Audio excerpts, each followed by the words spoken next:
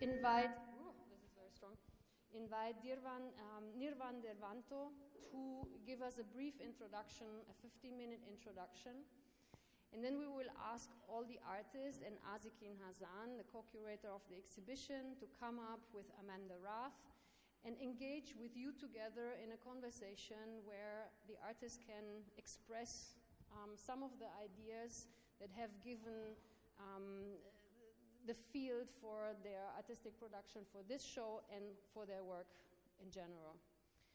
May I introduce Nirwan Dewanto, who is a writer and an essayist, and we're very lucky to have him here. He's a friend also of Gunevan Mohammed, who is the director of the Cultural Committee of this year's Guest of Honor Book Fair, Frankfurt 2015.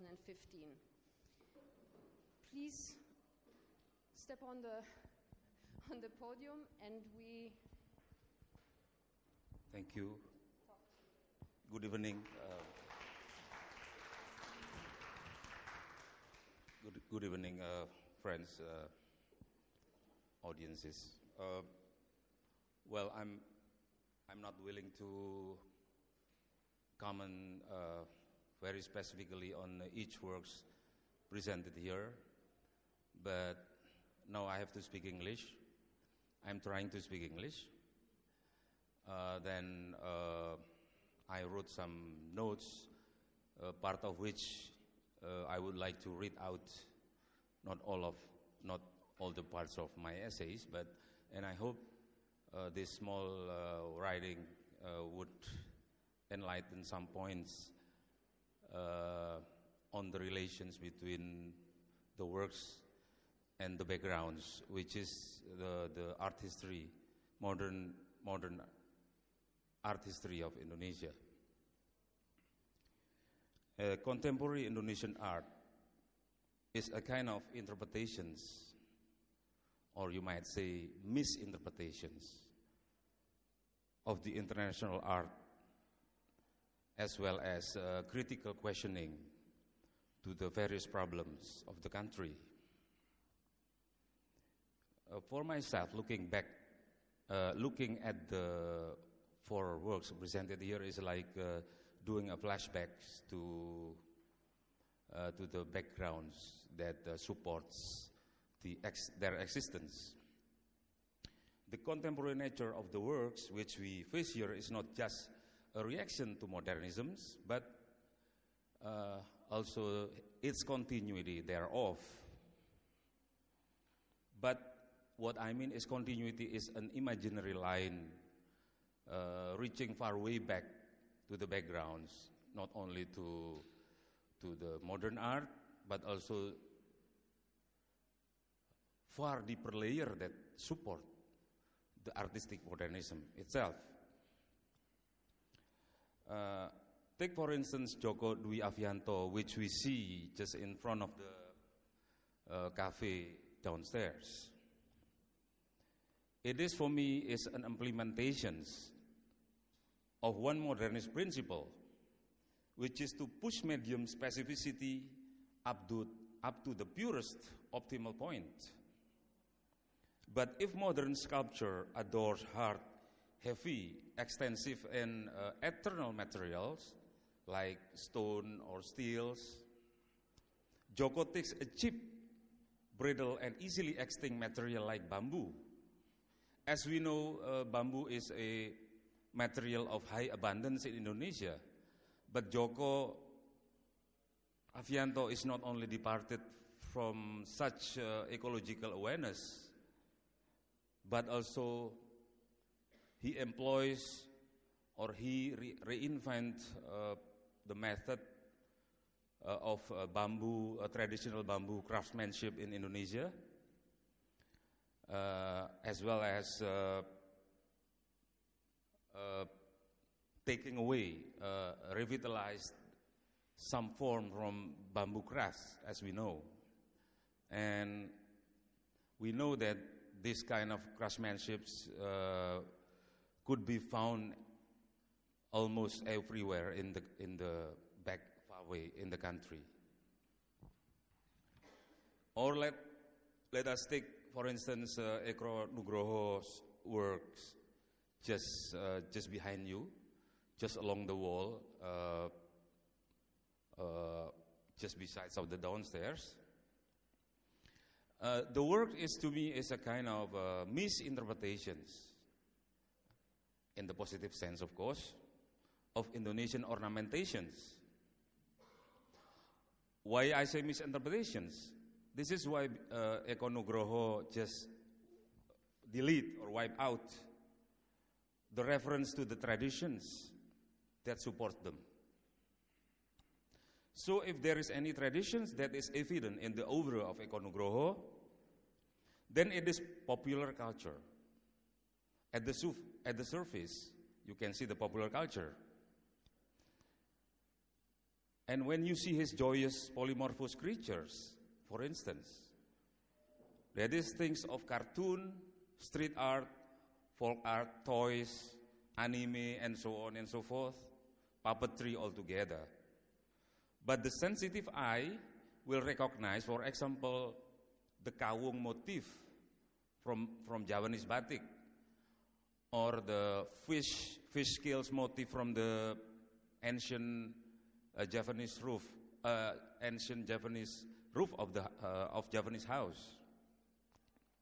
But at the same time, it can be said also that the work of Eko Nugroho is a continuation of, let's say, decorativisms of Indonesian modern art, a kind of schools with its long heroic story instilling embellishments away from diverse ethnic treasures to react against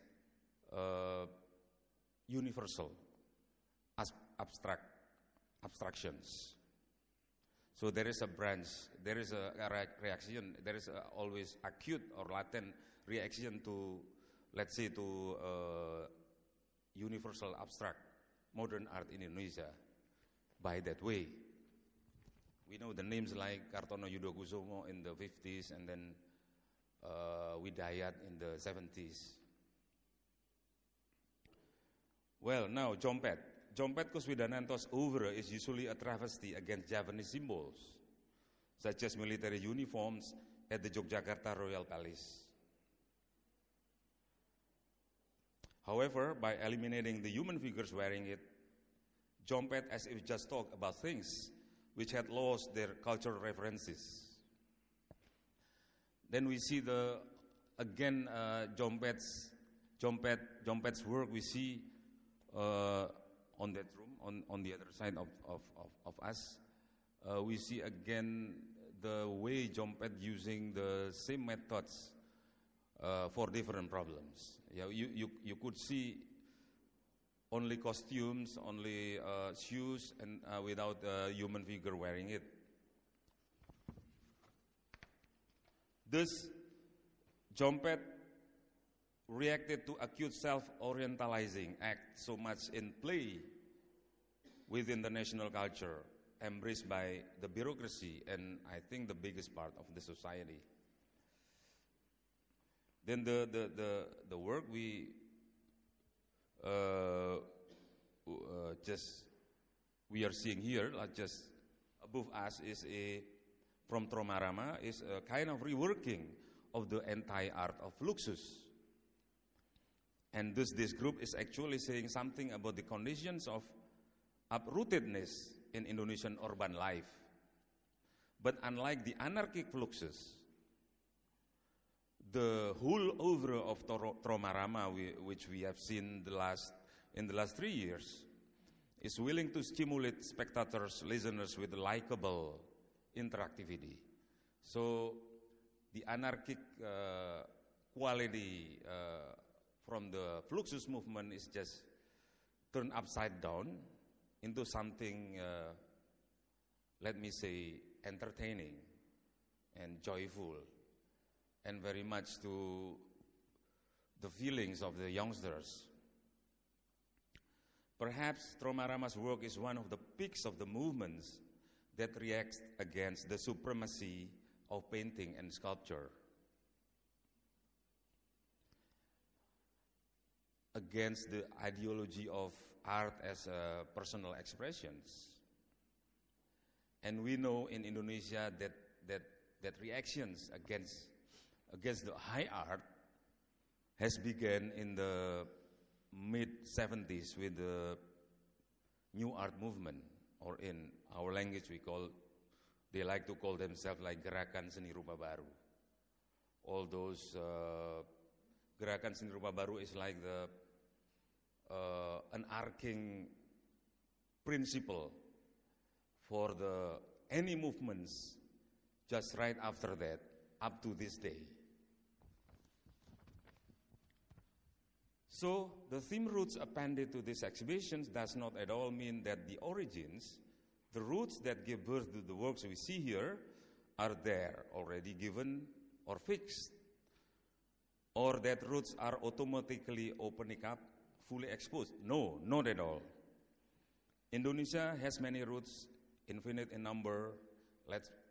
We call them like imaginary roots or imagined roots. But the artists have to invent instead to find the roots.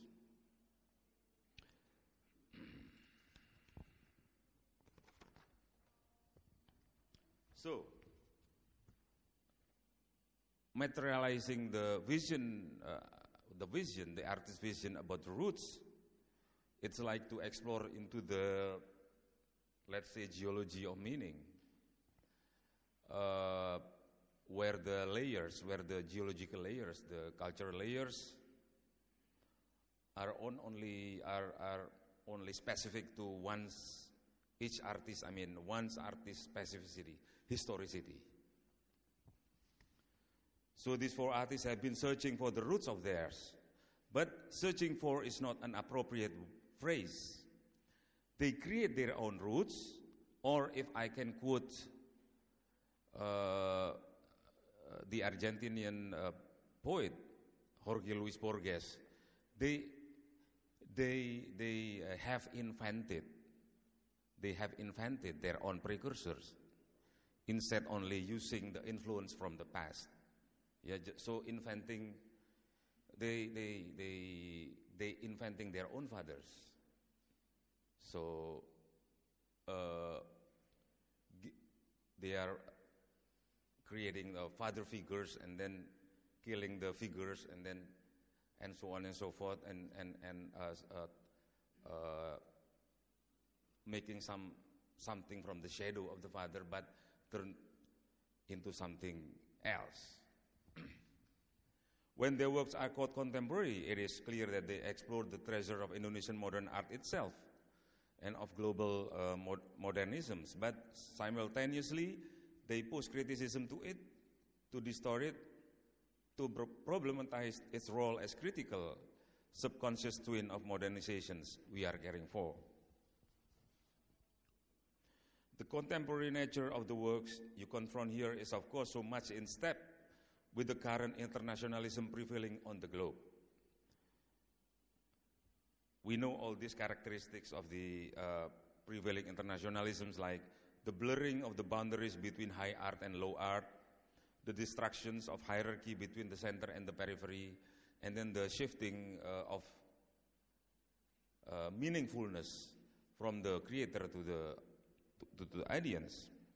And I do believe that you too will feel the similar mood in various international exhibitions that are considered important, like, let's say, like Documenta in Kassel here in Germany, or in Gwangju Biennale in South Korea. The same mood, you just feel the mood, you just experience the same mood, the similar mood of the works presented here with the Biennales, the Documenta. And as I know that Indonesian contemporary art is just very joyfully involving itself in the tidal wave of such internationalisms. However, such contemporary nature is also an answer to the problem of failed institutionalizations of modernist culture in our country. The absence of national art museums, even the impossibility of our having it, makes our people unable to see the works of their national artists, to cope with national art history, and finally, to value their modern national culture.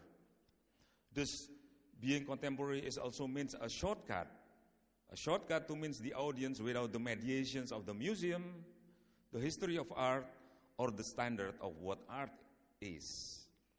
That is why the artists are so keen in utilizing mass culture, interactivity, and non-art approach, such as local materials and local craftsmanship. All those things are only made possible by the demise of high modernisms. So, in a post-colonial state where the secularization is a half-aborted project, and where the state politics is often only a blanket for various old forces, the true public space does not exist.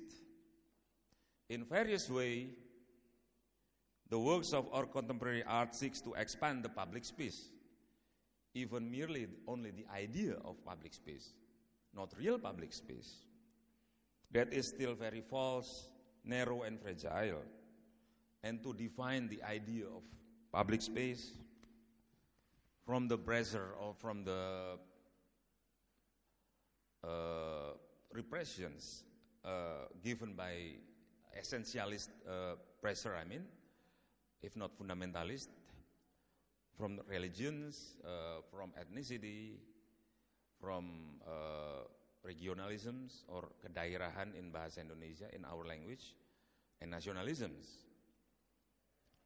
So this, the contemporary of these four artists also means the loss of Eastern exotic charm that too long preserved by Orientalisms. And I would think you might see another Indonesia,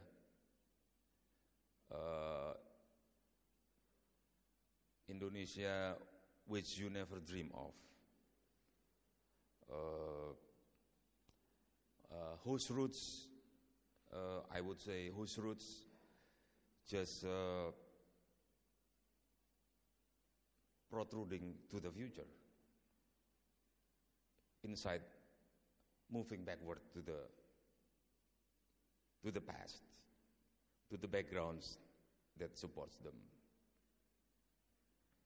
So that is what I can say as a, not a conclusions, but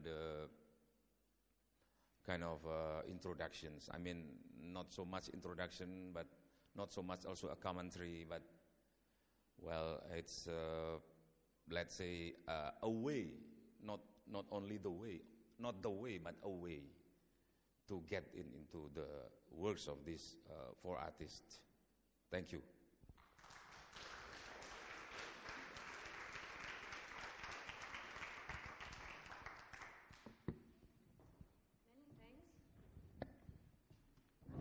Many thanks, and I would like to stay with us on the podium, please. I would like to welcome Asikin, Hasan, Febie, Herbert from the Tromarama, Jompet, and Amanda Rath on the podium. And we would like to engage in a conversation that has so many points of entry after the inspiring, after the inspiring introduction of Nirwan. Actually, I think your conclusion, Nirwan, has many points of entry from actually the considerations that we had throughout the process of creating this whole exhibition, where with Asikin, Hasan, we have discussed the title, a possible title for this exhibition. And today, in fact, with Febie, we were commenting the same notion of roots. Why roots as a possible title for an exhibition which claims not to be exotic, not to be addressing the national aspect of the artists invited here, but which wants to be closely relating your artistic practice to the practice of artists nowadays working all over, let's say, an international art scene.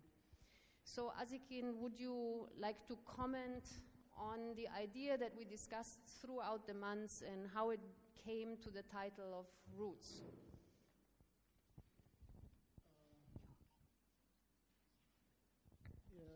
The idea of root, I say about that Indonesian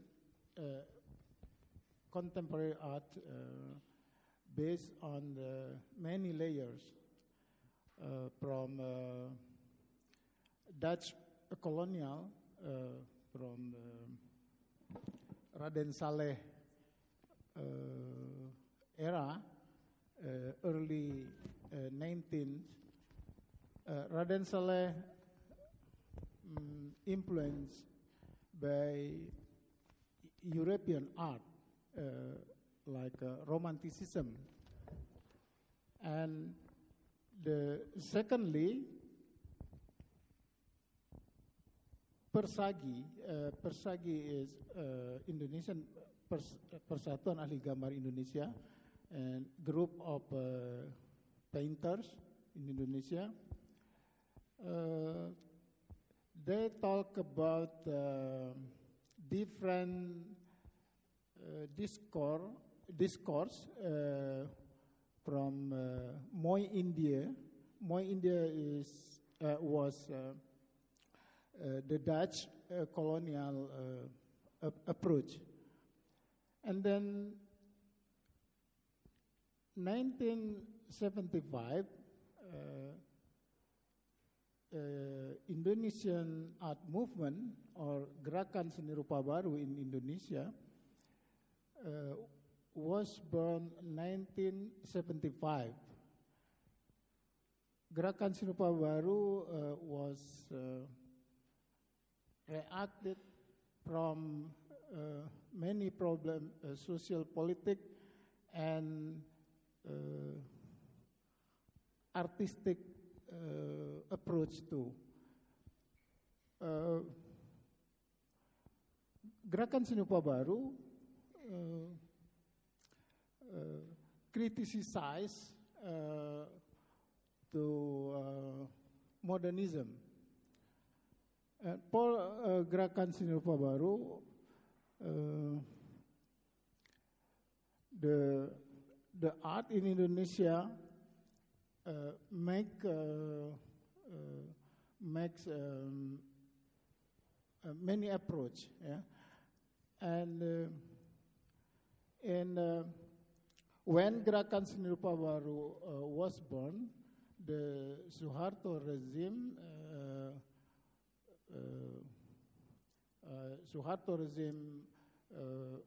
was made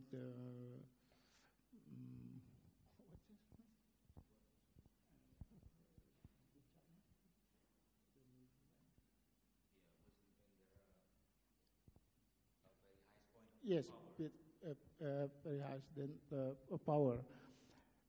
When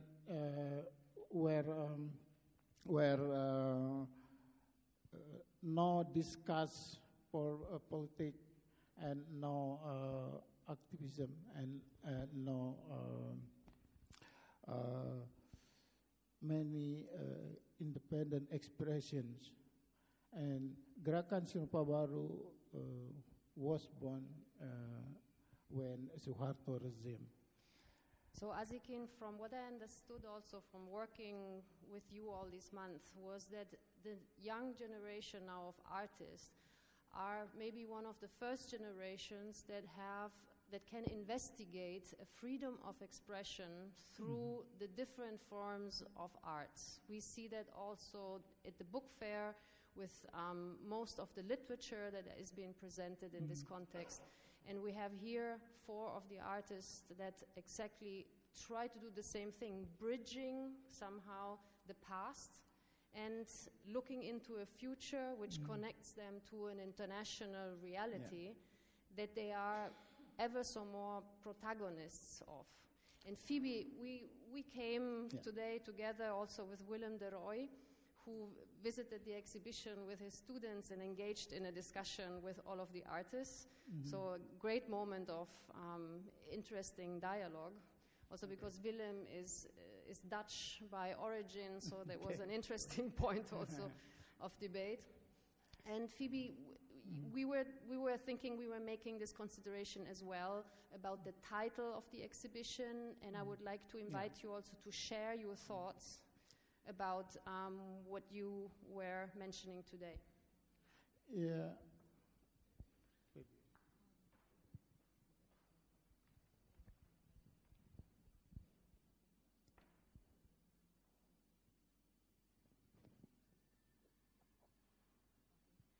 I think like in April, I think Asikin and their teams approach us, and then that's the first time they bring the curatorial with the one keyword, roots. And then at the first time we thought like, okay, this is a very more kind of like a government curatorial point of view, because they always want us to see more into kind of like a traditional aspects of our contemporary art scene in Indonesia. So that's why I think that's the first time I asked Asikin and their team, like, at first, like, why you chose us? Like, why you chose us as a part of these exhibitions? And then he said, like, okay, we chose, like, Tromarama because you are the youngest generation of our contemporary art scene in Indonesia, and then you close enough to more kind of like a urban structure life in Indonesia. And then the second question I asked him is like, is it possible, because this is more kind of like a government exhibition, is it possible for us to criticize the system itself, because somehow this is the first time we participate in the government exhibition, and then we have and then from the previous exhibition, like not with Asikin, but we have the previous exhibition with government, which is cancelled. Like they've asked us more kind of like briefly to more kind of like support the traditional aesthetic works of Indonesia, and then in that case we questioning like ourselves, like why, if as a part of an Indonesian exhibitions, like we always chose to be more kind of like traditionals, like exotically traditionals. But when I asked to Asikin about that question, and then he said, no, this is more kind of like a global approach, like how you see nowadays situations, but also use Indonesian as your own identity. So it's more kind of like that, but still I'm always questioning about this kind of like a title.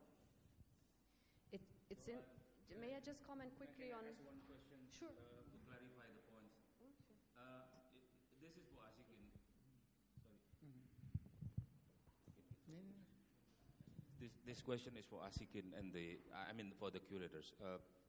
I'm not very sure about the theme or the motive roots that being given to the artist. Is that the roots thing that being ordered by the bureaucracy or by the Galerie Nationale or by as Febie from the government?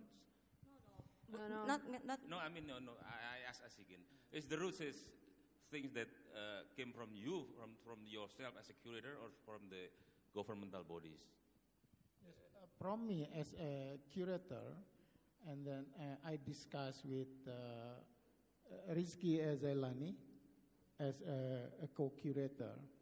And then we discussed with artists about the roots. Root is idea this exhibition from a curator. Yes, from curator, not government. Yeah.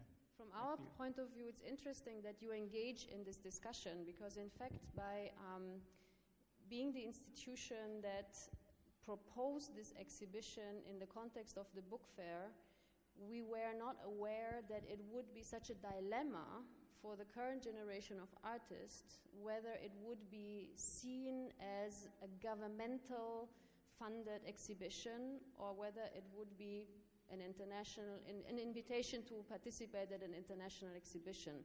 So I'm following this conversation with an interest of and an awareness that, to me, in the process of collaboration, in fact, didn't occur that strongly. As a quick background to the audience, the Frankfurter Kunstverein last year has been approached by the Cultural Committee, and I say hi to Slamet, who is here today and who is one of the main initiators of this whole idea of collaboration.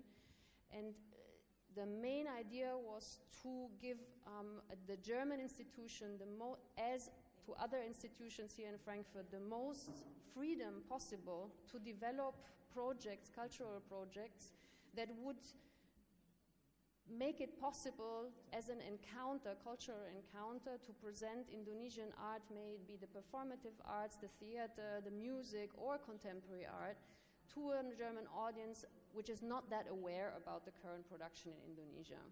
So the mission that or the challenge that we have been confronted with was to create a selection of artistic practices and positions that would make sense in the setting of an institution that works according to its own standards of interest, I would say. So actually, this conversation is, to me, quite surprising, that our partner, that for, I think, also administrative reasons, was the National Gallery Jakarta, and I have to say that it was a great collaboration. The production, intercontinental production, with all its challenges, was easy, smooth, and very positive. It brought together a great show, at least, but was never phrased as something that was mandatory as the representation of a government. At least that was, from our point of view, never the experience, because we've been able to make the selection of artists and to develop with you together the installations and the work that now are here to see in the exhibition. And basically my takeaway from a curatorial point of view here in Germany was, in fact, that this young generation of artists was freer to debate critically the current situation within their social and political reality. And in fact, I would like to maybe pass on the next question concerning exactly this array, this topic, to Jompet, whose installation is in the other room, and I'm sure you have seen it before. And Jompet's work is presenting a so-called power unit. It's a group of people. They are obviously demonstrating in absence of their bodies. So it's definitely addressing one of the realities of Indonesia's street life today. And I would like to invite you to actually elaborate a bit on this. What is the question? Sorry. No, it's not a question. I would like you to share with us some of the thoughts of the making of your installation, maybe, at this point. Okay, I like to go a bit farther back. Well, 1998 is very important for me personally, because at the time I was a student, and then I was in this kind of age where when I getting mature, and yeah, after the fall of the regime, there is a motivation, there is a need to re-navigate myself, to read what was not allowed to read before, to even to contribute our reading to any kind of thing, because there were so many limitations beforehand. And yeah, I didn't study art. I I just found myself using art as a way to find myself. I mean, to rediscover myself in this kind of situation. Well, I'm happy to meet Roti, who was my mentor 15 years ago when I was a piece of shit. Maybe. Really, I was nothing. I was not able to behave as an artist. Yeah, but this kind of background is become my motivation making art, and this particular works is my way to understand Indonesia after 1998, and I found that in a short way that Indonesia, after 15 years, at the very first stage of democracy, Indonesia provides stages for voices, and every Indonesian motivated to speak, to express, and then to speak louder and louder, to express more and more performative, more amplified, and then I think it is a new way of making relationship. So performativity is very important. When you say something, you have to say it louder. If you want to express something, you have to express it nicely, or because everyone speak, everyone expressing. So you have to speak louder than the other. You have to try it. And then so I borrow a kind of form of common street rally, which is very common for Indonesian to how to say, to speak something, to speak out one idea, one voice. I borrow this kind of motorcycle. Motorcycle is a symbol of independency. You can go anywhere you want. And also it is a symbol of the absence of the government because there is no sufficient public transport. And to have a group of motorcycle riders with the headlights on, with the mufflers off, it is very powerful in performance. In a performance, it speaks louder than the other. It will give you a headline in the next newspaper.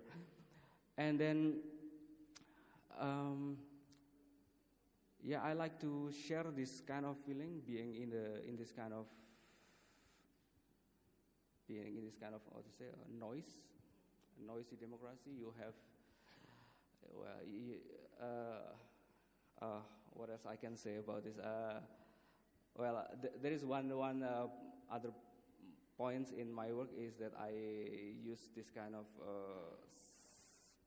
sound arrangement where I place these anthems of many different civic organizations and also sounds of insects, of crickets or something. It just give me a picture. I mean, a feeling that in the noisy democracy, where when you try to speak louder and louder, and finally you can only hear your own voice, and it is like in the silence you can only hear your own voice. And anyway, nobody listen anyway. So. Also, one other point is that why I titled this power unit, because there is an important point also, is that during the regime, the one who can only mobilize crowd is only the regime, the power. and after then everyone can mobilize others to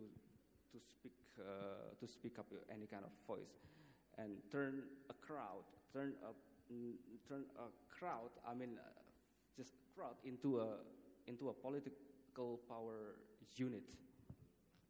That is the idea. I want to stay with what you just said about this idea about sort of this new group affiliation, how new group formation sort of emerged in this process of democratization, and that is somewhat spoken about in your work. And then I also want to relate that to the earlier questions that you had, and also Asikin brought up and Febie, about this idea about the governmental sponsorship and the reticence or the hesitation that artists might have had in participating in a governmentally sponsored thing. And the subtext there is about censorship, possibilities of censorship as well, even if it's self-censorship. I would like maybe the panel to talk about this idea about, in the process of democratization in Indonesia, the art world also experienced great changes in terms of certain freedoms that were not available prior to the fall of 1998. But also with those new freedoms also emerged new voices that were also not necessarily as democratic. So the location of censorship to a certain extent has shifted from the government to other groups in Indonesia. And I would like the artists to respond, how has this shift, if you will, towards more freedoms but also different sites of censorship, how has that affected your artistic practice? Does that make sense? Yeah. Okay. In my experience, I don't have any experience where I deal with censorship or where my work against others' points of view confrontatively. Yeah, but from what I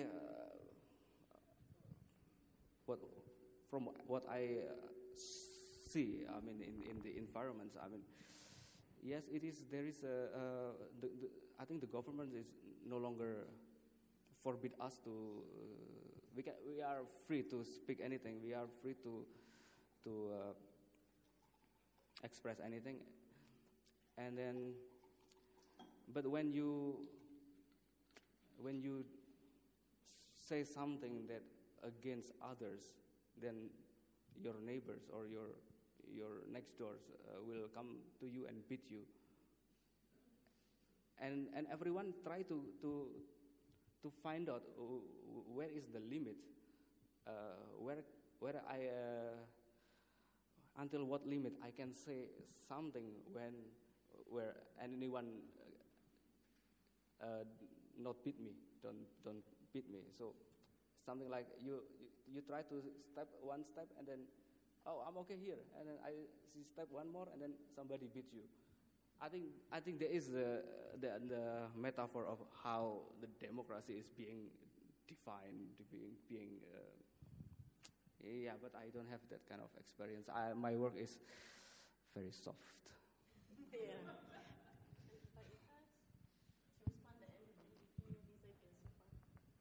I think because our group we work collaboratively start in 2006, and at that time, since 1998 is already 8 years, so we don't have any experience with censorship from the government, for example.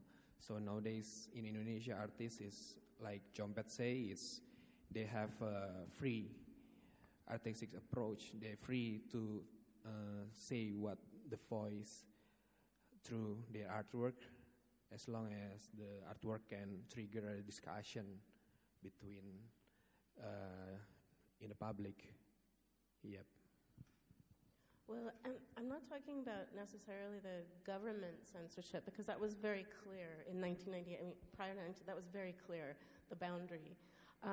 What I'm talking about are new voices that are emerging, or new positions that are emerging where artists now have different, like it's more complex, if you will, about different places where there are forces that actually are having an impact on what, the way things can be said about the body, for example, in art.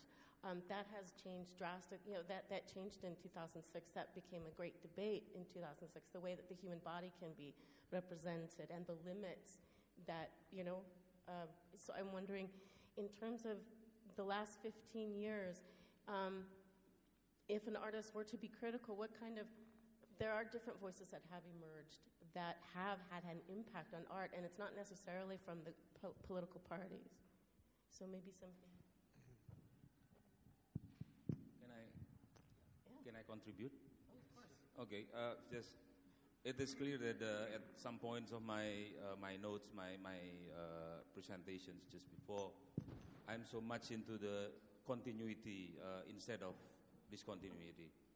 So, well, we can say that the artist for the last 40 years, I would say, well, they really enjoyed some certain degree of freedom, even under the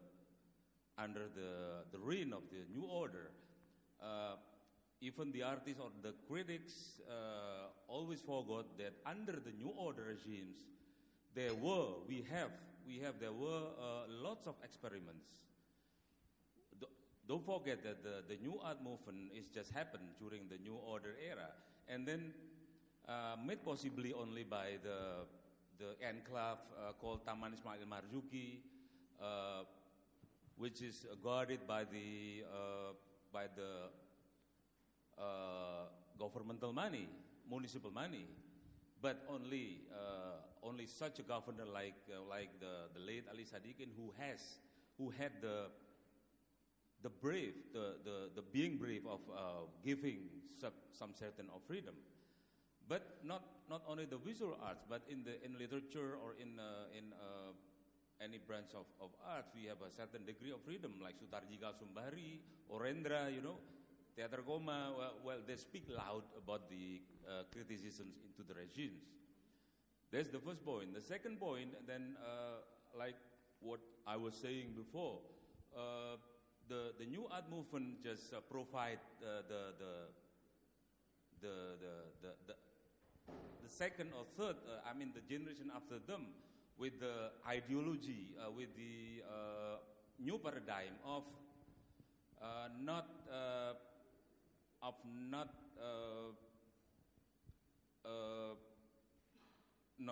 so much into the principle of modernisms. They are opening up the chances to using, let's say, non-art methods or non-art materials, and not using so much about the nationalisms, ideology on making art, and they react so much into the kind of art that propagated either by the decorativists, who were very fond of utilizing the ethnic motifs, and on the other side, they were against the universal modernist principles. Then there's continuity. Like if we are saying something about the influence of Gerakan Seni Rupa Baru, then the second factor is that was opening up during after the demise of the Orde Baru regime is the internationalisms. The international factors just give the Indonesian artists to be more transnational, in the sense that unlike the former generations, they don't like to be confined, imprisoned within the national criteria of what art is. So we see the booming of Biennale just everywhere: Istanbul, Gwangju, Havana, and now Sharjah. Now they are opening up. They have their own networking internationally, without the influence of the old bodies of art councils in Jakarta, of old bodies of the national critics working for newspapers and so on and so forth. So the key factors in new freedom is internationals more than political freedom given. No, political freedom was never given by the states. Now the problem is that along with the continuity of the creations itself, that the first day problem now is the censorship from the society. That's what I was trying to suggest. There was an exhibition by Dadang Kristanto in 2000, for instance, 2000, if I'm not mistaken, 2002, when Dadang just installed naked bodies just in front of the exhibition space, and then the Muslims just around the exhibition places, they were angry and furious, and then they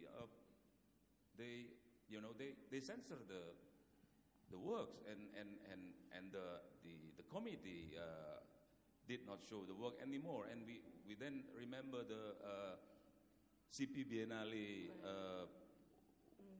What year is that? When the Front Pembela Islamic 2005 Islamic Front Defender Front is just very much against the work of Agus Wage and Davi Linggar, not because they were seeing the works, only because they read the works that depicted a parody to the story of Adam and Eve. And they said, oh, this is very much against Islam, because they were saying that Adam was a prophet by they were mocking Adam. And their objection just based on also that the naked figures are in fact two very famous publicity persons.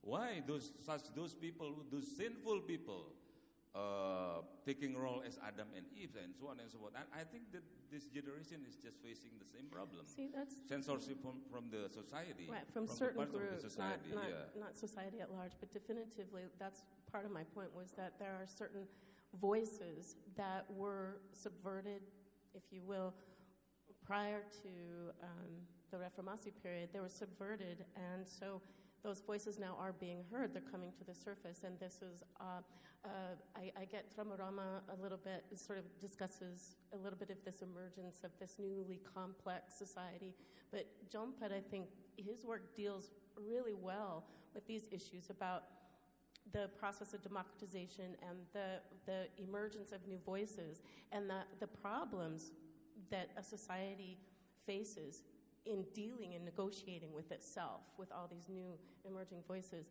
But the one thing, what it sounds like to me, and I think that Jompet has nicely underscored, is that there is a problem of separating representation from social act. That there's this problem of being able to cognitively separate representation from social act.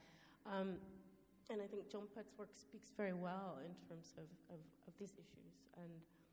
But that's enough of my question. Yeah, well, Echo, if I may, because Echo is not here tonight, but I think his work also nicely tells about an aspect that you are addressing here, the fact of not being able to actively participate in a process of development of democratic outspeaking. He has a lot of these eyes looking, as he explained us in his iconographic deciphering of his murals. He has hands cut off as symbol of not being actively participating at the process within the society. So there's a lot of references in his words. I'm just referring here to have him enter virtually in absences the conversation, that are addressing this issue of a changing society, of voices that are heterogene and that are emerging within a choir that is still negotiating the terms of democracy today. And if I may bring back also the artist into this conversation, I think that what is common to all of them is the importance of implementing daily material, daily practices, like the murals of Echo. And this is why Joko Avianto's work for us was so crucial when developing the exhibition, because that was a work that we explicitly positioned in the urban context without the necessity of or the requirements of an institutional platform. And Joko was the perfect binding moment also because the material that he uses is so explicitly not high art. And I would like Joko to share with us what we have been discussing throughout the process of making, and why also we think that this sculpture is so interesting in a dialogue of this German city within the inner city of Frankfurt. Okay, thank you. Well, yeah, I'm the guy who work outside there, I think, yeah, I heard about about the censorships and then the political. Basically, I will introduce you that my father is from the Air Force military, and my mother is also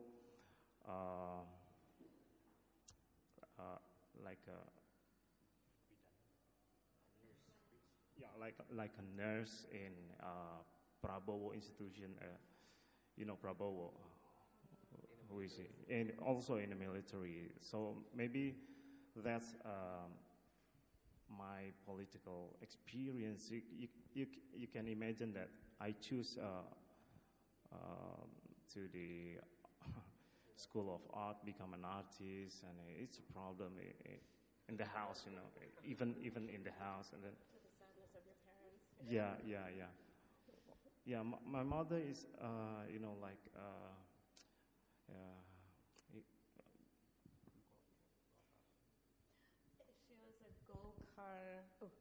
a Golkar Dharma Wanita. What is that art?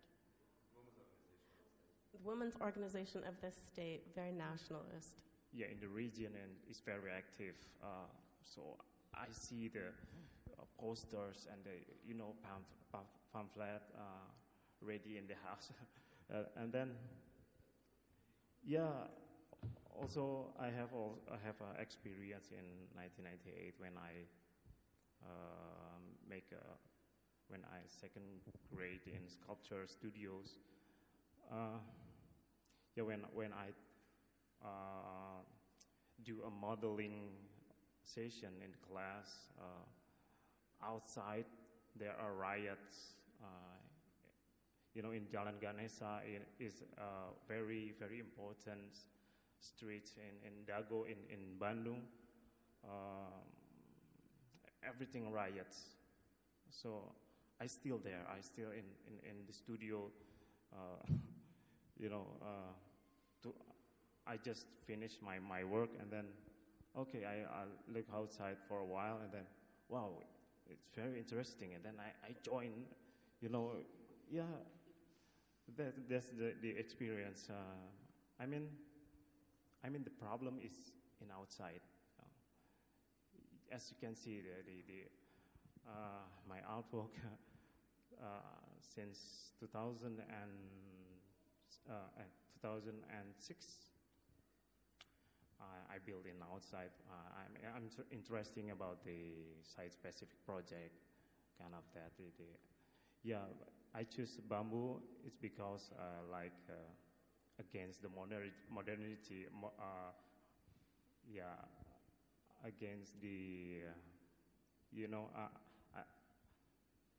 in the school, our sculpture studio in ITB, we learn about the modern art. So I choose bamboo when I finish the graduate. I choose the bamboo is because against the modernity. So I know the tradition also there, the society, the bamboo society, traditional. It's fine. It's fine. Everything is fine. But I mean, for me, it's interesting when you place yourself in. I mean, because contemporary art is in Indonesia now is very complicated. And booming everywhere. But the problem still outside. That's my point. Well, if we could go back to a little bit of your question to really underscore, at least maybe flesh out a little bit more of the question, can you talk to us first about the position or the place of bamboo in contemporary art? I mean, it was rare for sculptors to use bamboo in contemporary art. It is a material of daily life, but it certainly was rare to be used in something called fine art or contemporary art as a sculpture. If you could talk to us about your shift towards using bamboo, and then about you noticed kind of a shift in the culture of bamboo growth, of growing bamboo culturally, if you could. Yeah, on 2003, that's my first time I using the bamboo as a main material for my sculpture inside the gallery, still inside the gallery, and then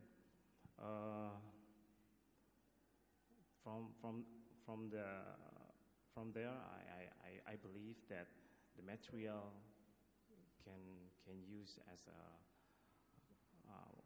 material of contemporary arts. And then one time I go to Jatiwangi. Jatiwangi is a central of the roof tiles. The community, the people everybody making roof tiles everywhere, and then I thought that to the community that hey, come on, you have like vegetations of the bamboo everywhere around you, and then when Suharto regime said that milk is a white gold, and then the coal, but coal is black gold, and then I tell them that bamboo is like a green gold for me, green gold, because I see the at least five different of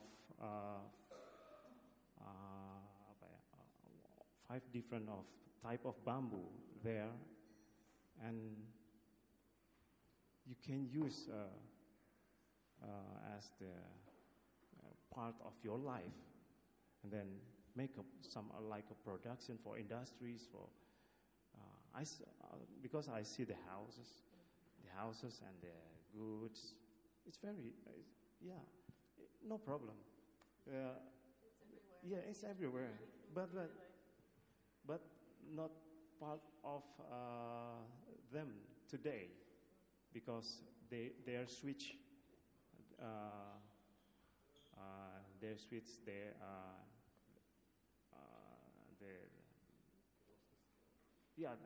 They lost the skills about it, when the vegetation is lost, and then you can work. You cannot work with those materials. It's for me. It's interesting. There's a problem, but for them, it's not a problem anymore. That's the point. So basically, there's been a shift. So just to recap, there's been a shift in the bamboo cultivation on the small micro village or small community level, where it used to be part of daily life. You could cultivate many different kinds of bamboo near your neighborhood. That particular culture has been lost to when people are moving or people are taking different types of jobs, different modes of production, have taken precedence over this particular idea of cultivating bamboo and the industries around bamboo. Is that true, what I'm saying? Yeah. I mean, the contemporary art as industry also in Indonesia, like, I'm a little bit strange when I saw the gallery inside the mall, when there's a fair. I think it's very massive, very, very big, and also a little bit awkward when I joined the art stage Singapore at 2014, and also I'm outside, outside the room.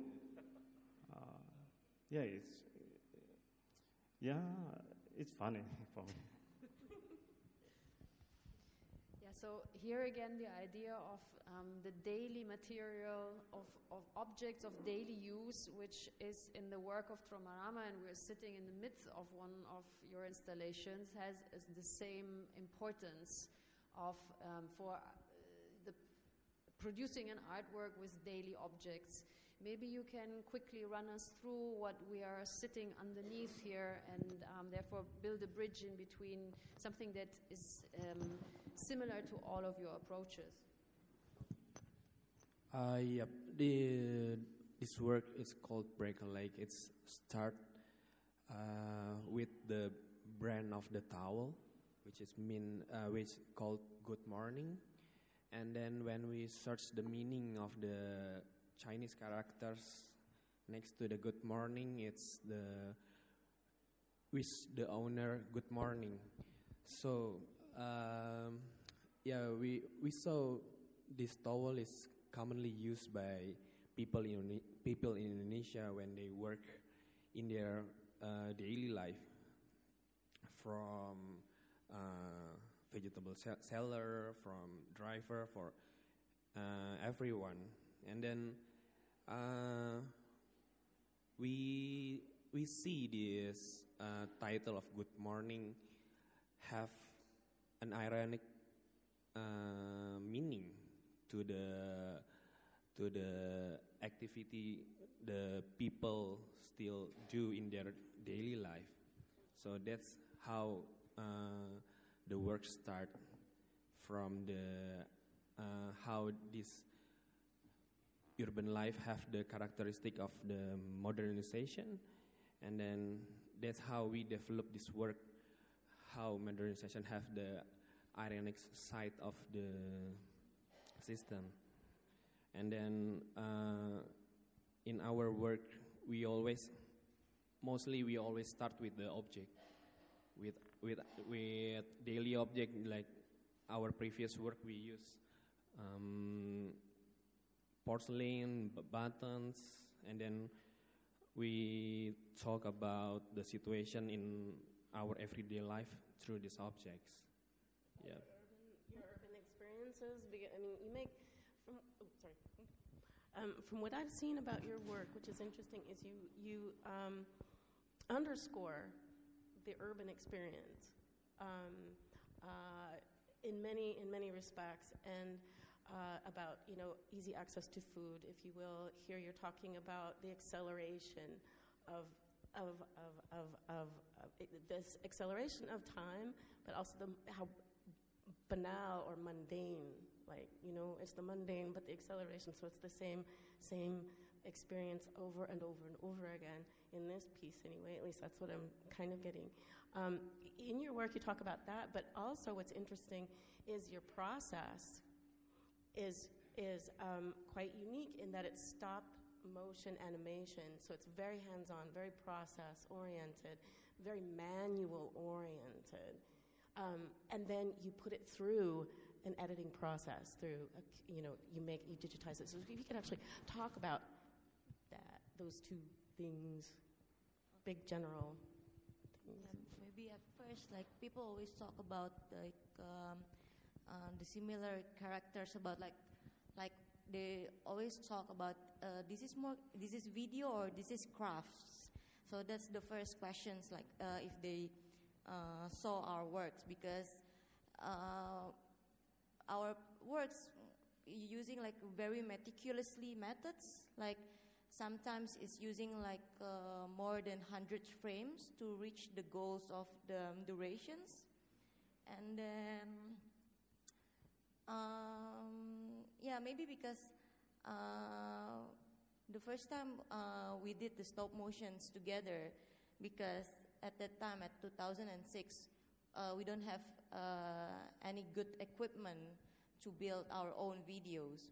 So at 2006, we just like having this really bad computer and a really small digital camera.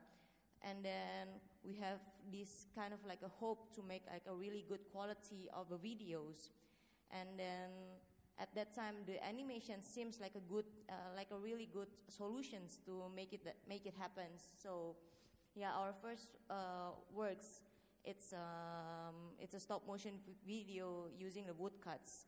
And then after 9 years, we really like these methods using like the stop motion video, because actually like we're really interested with using to see the objects move. So it's not about the video itself, but it's more kind of like an illusion to bring the objects alive, and then that could happen using the stop motion techniques itself.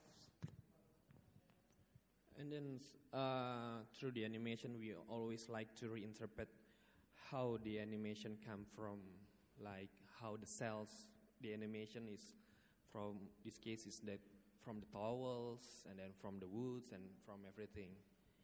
Yeah, so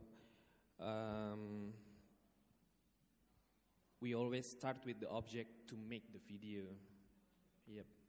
So the object already has kind of its own symbolism within, within basic everyday culture, everyday society, and it's already loaded with its own meaning, and you play with that. Yeah, sometimes they already have it, like it's like a more kind of like a popular objects or symbols already in that kind of objects, but sometimes we remake it to give more kind of a message to the objects itself. Yeah. Okay, very cool. And your question? I would like to open to questions to the floor as well. And in the meantime, maybe you are now looking for your questions. So therefore, I give you time to assemble yourself, and would like to pass on to all of you three, in absence also to Echo, my observation that a lot of your artistic practice has to do with collaboration with other people's skills. In this case, the embroidery, Echo as well is collaborating with people embroidering for him. You are also working with very skilled team that supports you in elaborating your urban sculptures. Jompet, you as well probably. So what is your relation to collaborating with people of different skills, bringing together something in an artistic work which then becomes something else, loses its authorship? Does it not? I mean, your thoughts would be interesting on this point.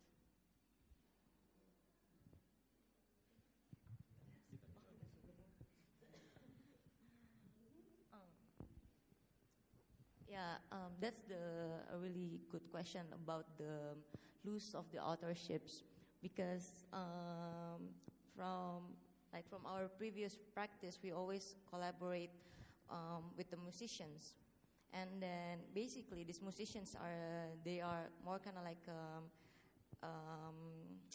like arrangement. Is it arrangement? Is arrangement. So we did the lyrics, we did the tunes, but we cannot sing the songs. So they only like the singer who sings the songs, and then give it the tunes to the musics. And then in that kind of aspects, we always can confuse who's the owner of these sounds. Like we did mostly everything, and then the arranger is assemble everything, and then is it become his music or her music, or it's still us? So that's a really nice question, but until now I cannot answer that question if related to musicians, because we always like written them as a collaborator. But if you put like the aspects of the embroidery man who did this, like I would say it will lose the authorships of him in this artwork, because like we've been working with him for like 2 months. I explained everything to him, like this is an artwork, and then this is gonna be like a sequence of the animations, and then I draw this, and then you trace with the embroidery. But still, like he just working as an embroidery man. He didn't understand anything, even though you want to teach him, like this is a part of an animation cells. At the end of the day, when we show the video to him, he's still like, oh, okay, like my job is done, like give me my money, and then the relationship is just like break. So mostly in our projects, we collaborating with like an artisans, but not the artisan. I mean like the people who don't the craftsmanships who don't understand art at all. They just need to they just want to know that the job is done, and then they get paid. So they don't want to. Yeah, it's just like a different industries. But I think for us, we really like to collaborate with our local craftsmanship, because it's more kind of like you build like a relationship with them.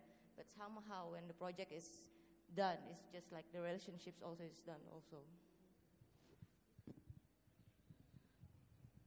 I think working collaboratively for Indonesian, I think it is a given situation.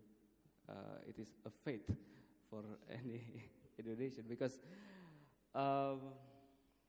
we experience the lack of education system function, that we have to create, we have to build our own knowledge transfer, and the community networks works well on it. And then I also take advantage from it, that I learn to be an artist from these community networks. And yeah, I think it is a fate for me that I have to collaborate. It is sometimes I'm very difficult to just get away from my life, just get away from my work. I want to be alone. It's very difficult. Yeah, so for me it is a fate. So any questions from the audience? Please.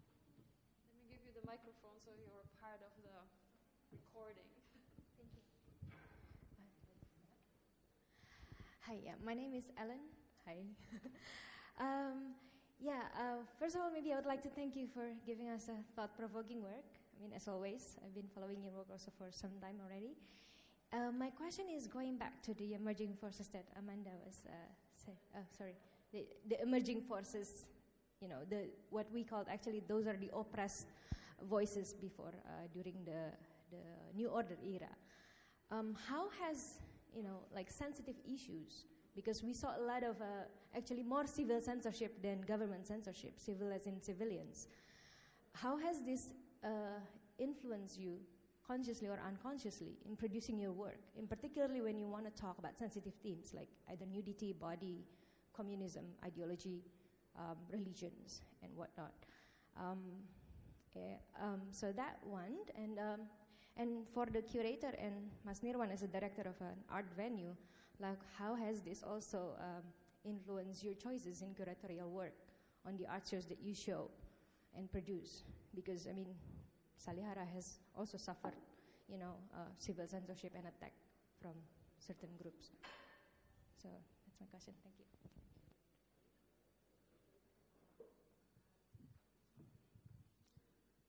For the first question. Yeah, for the first question, yeah. Well, I cannot say what is in my unconscious Yes. So, well, I think I'm from in my art practice. I'm quite some steps away from making decision. If this decision is how to say sensitive or not. I think I have some steps away from that. First, maybe because I never think that my artwork is a how to say social movement. I'm not an activist. I mean, I'm not social activist. I'm always trying to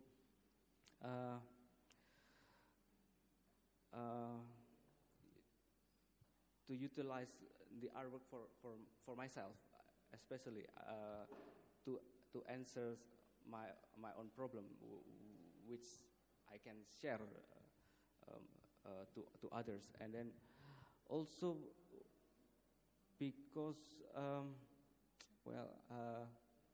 a Christian. I'm a minority. It is. Well, I don't know how to say it. It's a. Well, everyone can say that everyone is minority, but it is not that easy for Indonesian. So I maybe in my unconscious mind that I always tend to find a way to communicate rather than to make unnecessary confrontation or something. Maybe, but maybe.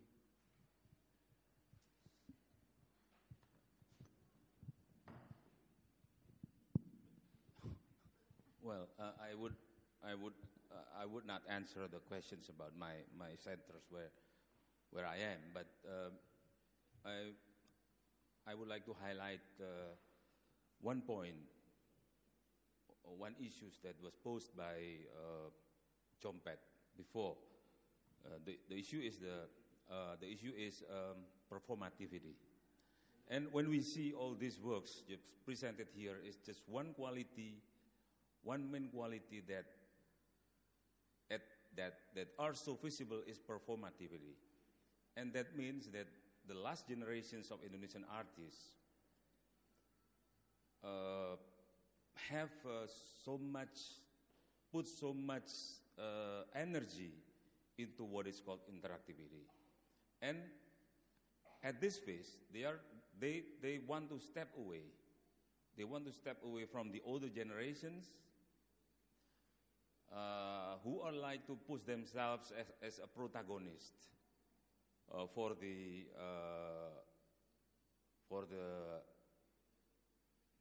let's say for changing society.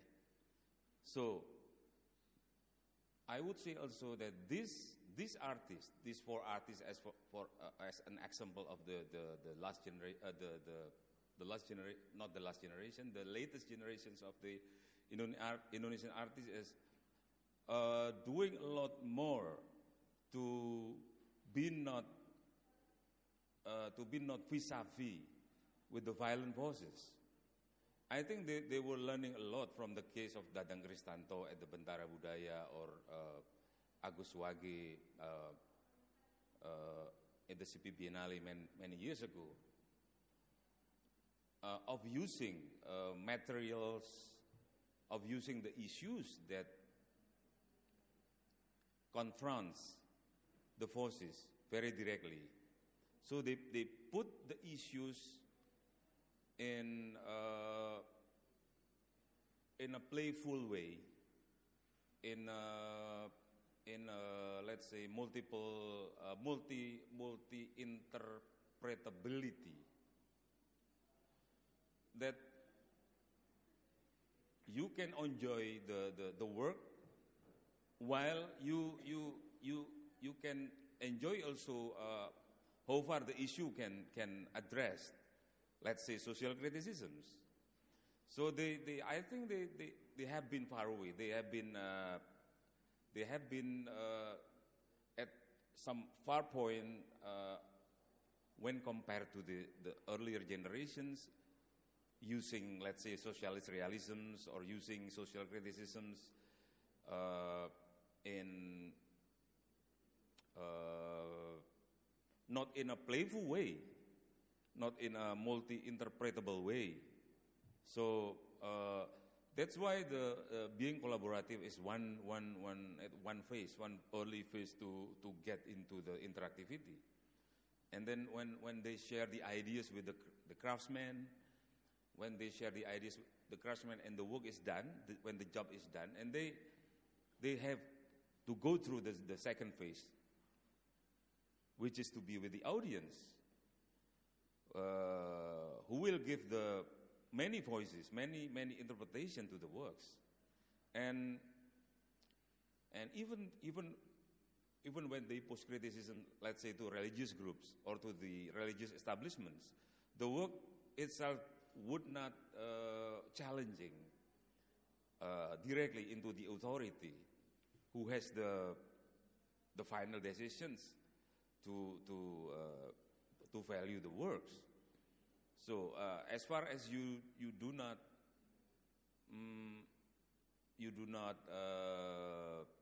so openly using the symbols or using the common things to share the criticism with the party you criticized, you are safe. Would you say that's a form of self-censorship? No, it's not. It's a creativity. It's a being. Why? Well, I mean, it's depending on the media you use. Many works of literature using lots of criticism against the religious establishment without they understanding it. The works of Laksmi Pamuja, for instance, or Ayu, I think it's just the works never been understood by the party they criticized. So clear the criticisms, but they don't understand. They don't have the level to understand it. So even in the art world, in the visual art world, the same way just works. It works out. You don't have to self-censorship yourself, but you have to find a way to not to be safe, but to be efficient, to be effective at the same point, to present your works. If I may just add a little bit, though, and also then ask, I'd like to get, maybe there are some other people who on the panel that might want to respond to what Pak Nirwan has said and the question. But I have to say I disagree with you to a certain extent because, since between 2001 and now, I have met with many artists who actually say that they think ahead before they even make a work. They think ahead about what certain problems they might come across in saying something just so. And these are things that actually, they're not against, say, the so-called common foe of an authoritarian regime that was the big enemy prior to 1998 that was very more clear-cut as to what you could and could not say. I have come across many artists, both male and female, over the last 15 years who actually say, really, in many respects, depending upon the place of the exhibition, who's curating it, and the theme, they definitely deliberately think about some forms about the way they're going to say or create an argument. So I disagree with you. It's not just play.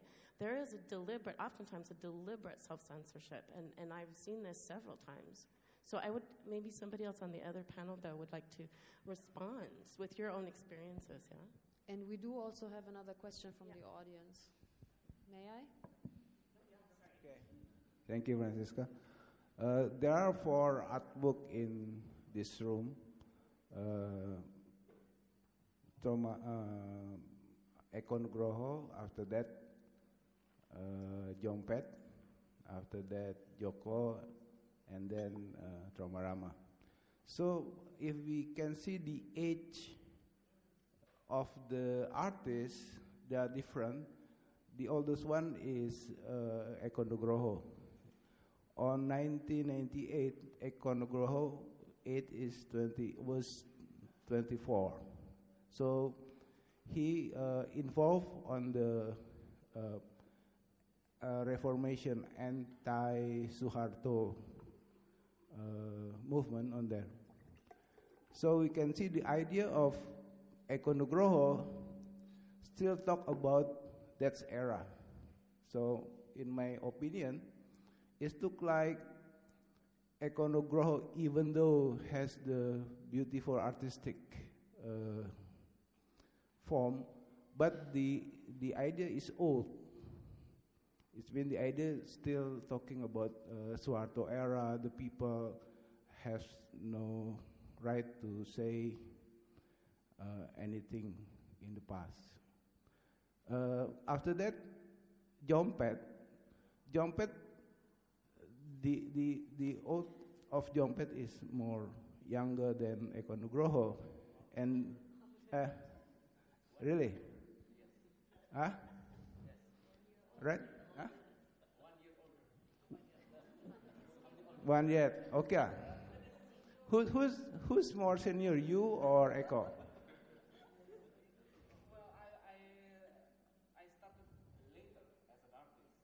Okay, so the point is, you do not talk about the Reformation era, but you talk about the noise of democracy. After we fight to become democracy nation, so now you complain about that because it's very noisy, because the people can talk anything, everything, and then it's bothering other people, something like that. This is my opinion about your artwork. The others two is non-political. Joko is talking about Indonesia that we should make more productive with bamboo. So this is the idea about Joko is beyond the politics. No more talking about democracy, no more talking about noise of democracy. And Tromarama, I think they talk about the future. This is the Indonesian people should be. So this is the link between that four artwork. This is my opinion. Please comment from the curator of the artist itself. Thank you. Counter comment this long appreciation of your installations. Or maybe I can also express an opinion from my point of view, which is of course a Western opinion, if I may say so. But in trying to tailor this exhibition as an exhibition that has a development from point A to the final point, it develops from the outside of the street, it comes into the institution, and it presents four positions that might not be all directly political. With that, I agree with you. But if we formulate being politically active and interested in a broader way, even the topic that Joko Avianto's work is addressing in such a formalistic, sculptural language is nowadays such a crucial issue of our society, which is what is happening with land grabbing, what is happening with the radical change of the rural, of the countryside, versus the intrusion of real estate interests, which impede, so to say, the traditional agricultural use of land.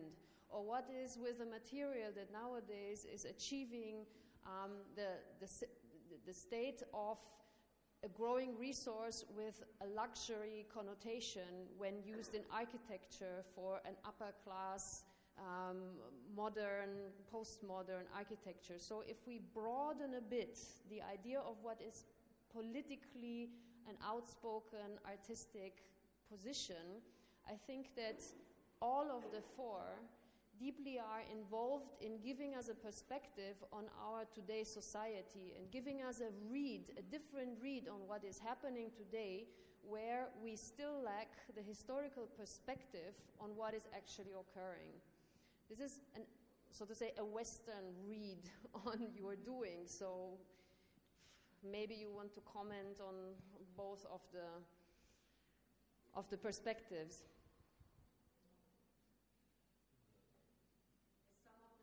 Comments, because I think it's 8:45, Yes. and maybe you're all dying of No, hunger. I mean, I add some, points. Art is not always so much about issues. Art is always about form.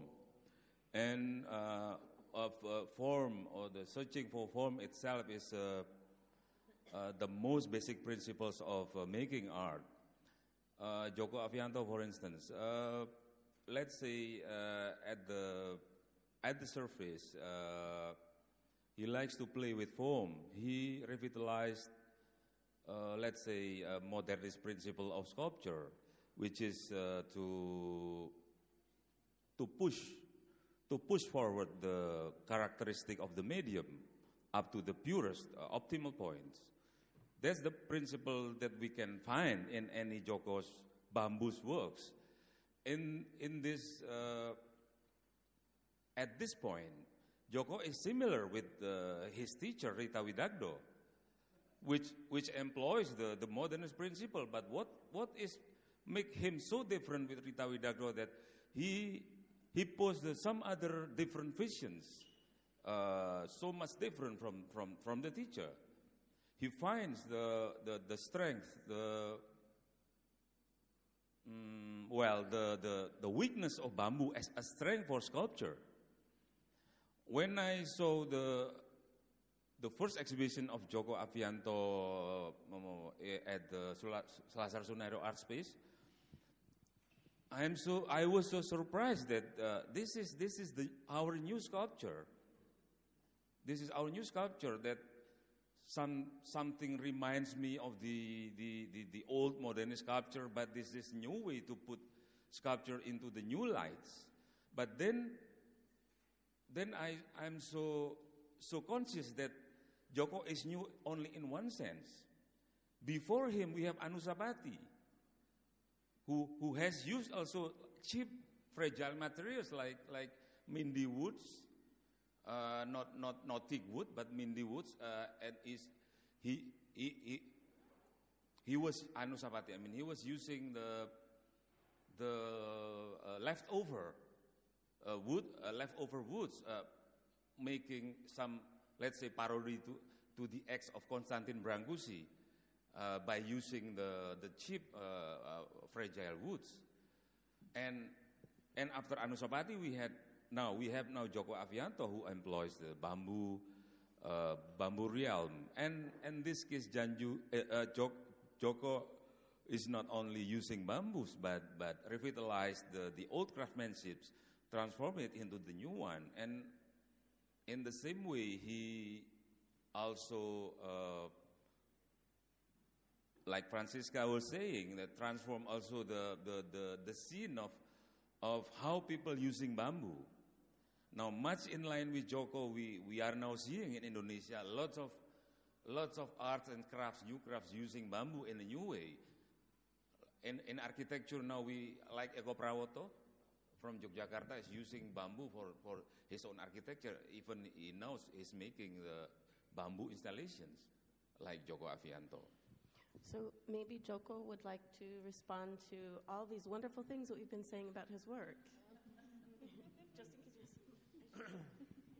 Okay. Before you see the sculpture outside, you must see the one by one piece of the module, because for me there are like a philosophy of material there. Bamboo is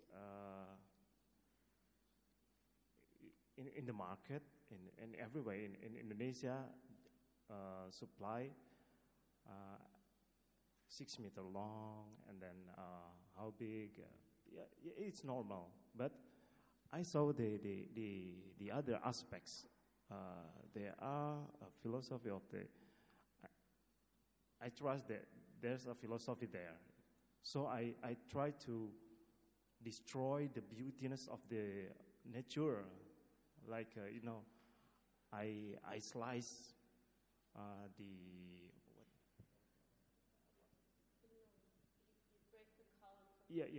break the column note to note, but the note itself is like a structure. In Indonesia, there's a broom.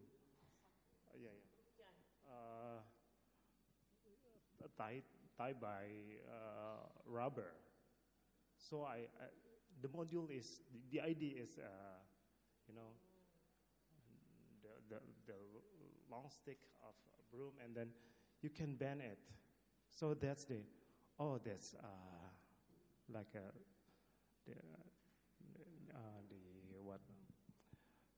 the aesthetic is there, and then I found this module and start working one bamboo, two bamboo, and then on the other exhibitions growing become 100, 1,000 bamboo. Me as a human, I mean, like exploitative, exploit the vegetation itself. This is a problem in Indonesia, because when the vegetation is lost, and then the people switch their job, and then also I choose my assistants one by one. I know his skills in bamboos, and one day I met him. It's like a courier by motorcycle who call ojek in Indonesia. So I call back, come on, help me make a module of bamboo. And then I think that the work is not the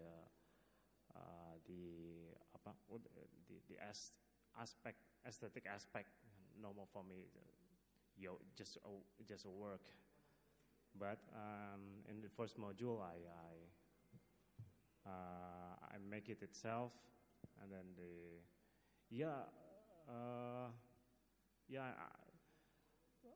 it's different between the artisans and the assistant for me, because for me to make a form, just put one by one lines is like a drawings, I need to make sure myself that not that way, it's like a drawing in the space. Yeah, basically, that's basically. Yes, back to my idea about roots. Yes, if we see artworks from the artist, we see how to influence by many others. Joko Avianto, for example, influenced by Rita Widagdo, and Jompet influenced by Yogyakarta style, like that. Sorry. I'm not in the class of Rita Widagdo, but I'm on her studio. Okay. It's different. Yeah. It's different. I'm not finished. There are two things. Firstly, deconstruction, and secondly, deformations. If we talk about Joko Avianto, deconstruction from Rita Widagdo artwork, I think, very different. Joko Avianto with Rita Widagdo, very different context, and Joko Avianto to deconstruction from traditional approach with the bamboo. And about the deformation, if we see the artwork, the artist, the deformation about the ideologies, they do not talk about ideologies, but just reality. It is impact from politically impact. Yes, I think around 1960s in Indonesia, LEKRA, for example, Lembaga Kebudayaan Rakyat, Institution of People, their statement is the realisme socialis. But LEKRA, very different with realisme socialis in Russia, for example. I think this deformation about it, deformation about the realisme socialism. And nowadays, the artist artwork is impact from a politically problem in Indonesia nowadays, I think. Okay, so any more questions from the floor? I would like to thank you all, Amanda and Joko and Jompet and Herbert and Febie and Asikin and Nirwan. Everyone, thank you for having been here, not only tonight for the panel, but for having made this exhibition, this wonderful collaboration possible. And for the audience, I would like to point out, those of you who are not leaving after the book fair, that we have a weekly program in which some of the topics that have been addressed tonight, for example, what is about the change of the Muslimic impact on the society of Indonesia today? What is it about the collaborative practices in artists' work today? Many of these aspects will be deepened furtherly by by speakers throughout the next weeks, and I invite you to collect the little flyer downstairs. Thank you for having been with us tonight. Thank you to the panel. Until next.